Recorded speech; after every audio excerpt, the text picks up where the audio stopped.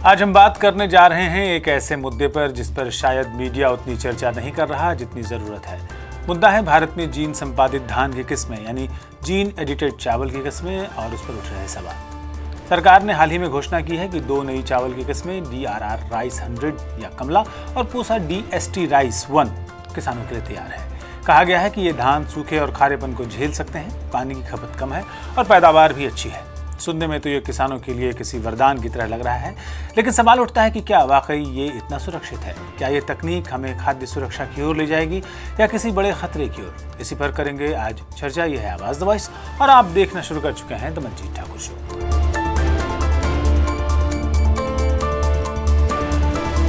दुनिया में पहली बार भारत के कृषि वैज्ञानिकों ने जीनोम एडिटिंग के जरिए चावल की 2 नई किस्में तैयार की हैं। ध्यान रहे कि जीनोम एडिटिंग जेनेटिक मॉडिफिकेशन या GM नहीं है। चावल की इन 2 नई किस्मों को कम पानी और खाद की जरूरत होगी। ये बदलते मौसम के प्रति प्रतिरोधी गुणवत्ता वाली होंगी और उत्पादन 30% तक अधिक होगा। फसल भी 20 दिन पहले तैयार हो जाएगी। प्रश्न है कि क्या होता है जीनोम एडिटिंग? जीनोम एडिटिंग में उसी पौधे में मौजूद गुणसूत्रों में एडिटिंग के जरिए DNA सीक्वेंसिंग बदली जाती है। DRR 100 या कमला और पूसा DST राइस 1 नामक 2 बीज देश के चावल उत्पादन में क्रांतिकारी परिवर्तन ला सकेंगे। केंद्रीय कृषि मंत्री शिवराज सिंह चौहान ने -5 और +10 का नारा दिया है। इसके तहत 5 मिलियन हेक्टेयर कम क्षेत्र में 10 मिलियन टन ज्यादा चावल उगाने का संकल्प किया गया है। खाली हुए 5 मिलियन रकबे को दलहन और तिलहन के लिए इस्तेमाल करने की कोशिश की जाएगी। किसानों को अत्यधिक पानी की खपत वाली चावल की खेती से दलहन और तिलहन की ओर ले जाने की कोशिश पहले बेअसर रही है। गेहूं और चावल की खेती पर तिलहन और दलहन की तुलना में प्राकृतिक मार कम पड़ती है। MSP के कारण उत्पाद बेचने में भी दिक्कत नहीं होती। बहरहाल, जीनोम एडिटिंग का अन्य फसलों के बीजों पर भी प्रयोग होने लगे तो किसान अपनी लाभकारी उपज के प्रति आश्वस्त हो सकेगा, ऐसा मंत्रालय का कहना है। लेकिन एक बड़ा फायदा ये होगा कि पंजाब में चावल उगाने के लिए जो 5000 लीटर प्रति किलोग्राम और पानी में 3000 लीटर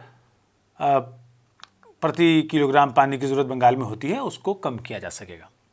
बढ़ती आबादी और कम होते जल संसाधनों के मद्देनजर ये बेहद महत्वपूर्ण खोज है। लेकिन इस संदर्भ में सरकार के दावे क्या हैं? सरकार का कहना है कि इन धान की किस्मों में जीन एडिटिंग तकनीक से बदलाव किया गया है। पौधे पानी की कमी सहन कर सकते हैं।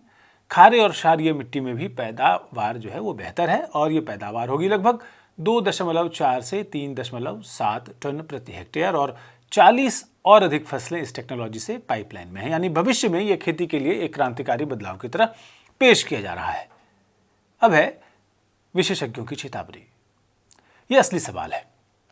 कई वैज्ञानिक और किसान कार्यकर्ता ऐसे जेनेटिकली मॉडिफाइड फसलों से अलग नहीं मानते हैं। इंडिया टुडे मैगजीन की रिपोर्ट में बायोटेक्नोलॉजिस्ट डॉक्टर कृतिका येगना को कोट किया गया है और वो कहती हैं कि जीन एडिटिंग भी जीनोम में बदलाव ही है और कोई भी बदलाव चाहे वो छोटा हो या बड़ा उसके जोखिम होते हैं और ये दावा कि ये सुरक्षित है सही नहीं है।